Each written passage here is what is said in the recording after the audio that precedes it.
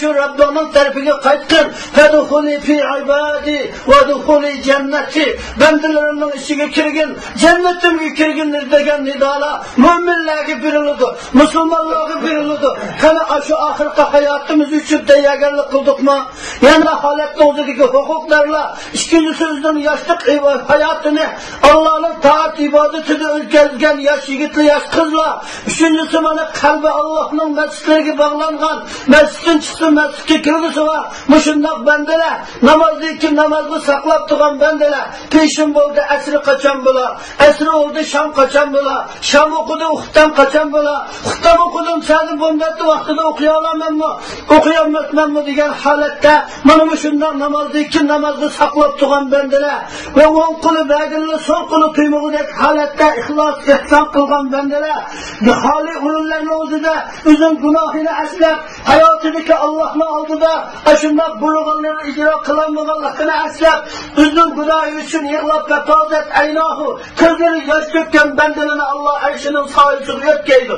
Oldiga gunoh ma'siyatli keldi, haromlar keldi, zina fohishalar keldi.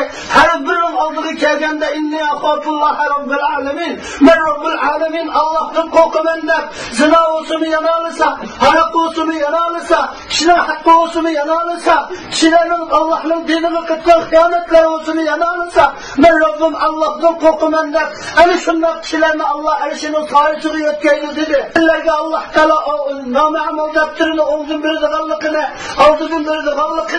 noma'mul daftari o'zin berilganligini o'qirab kitobiya, mening maktabimni o'qitaqala, anni zanantu anni mulaqil hisobiya.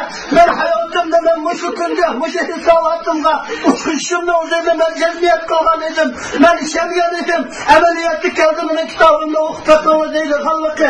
Ammo o'shundan noma'mullik shu tarafdan, keyin tarafdan berilganlar halaka anni sultoniya, mening huquqim asqatmidi, iqtizodim bilan Allohning azobini qutqizolmadi. Mana o'shunda va'bayla hasrat nidomatlarni qildi.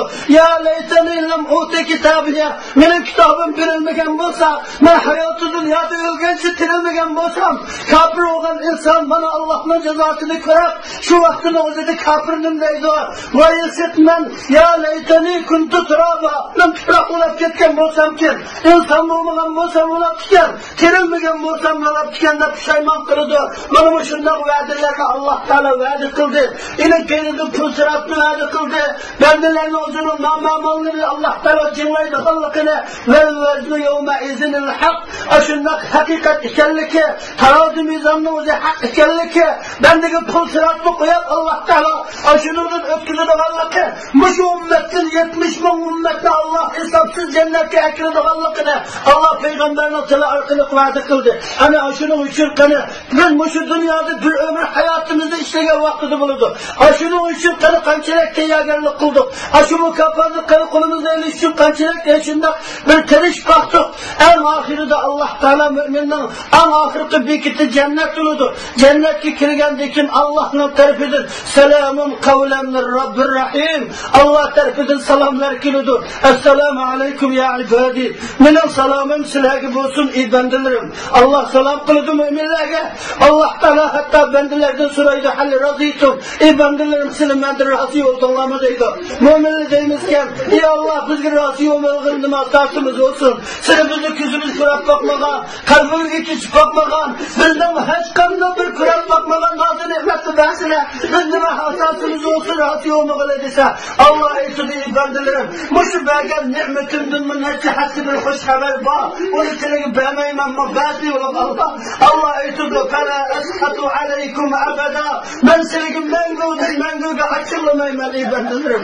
Rabbim Allah açıklab qo'ygancha va ne'matni ta'tiyatgancha va jannatga chiqarayotgancha o'zlari aytmoqlar. Manguga sizlarga açıklamayman. Alloh mana mu'minlarga shuni va'da qildi.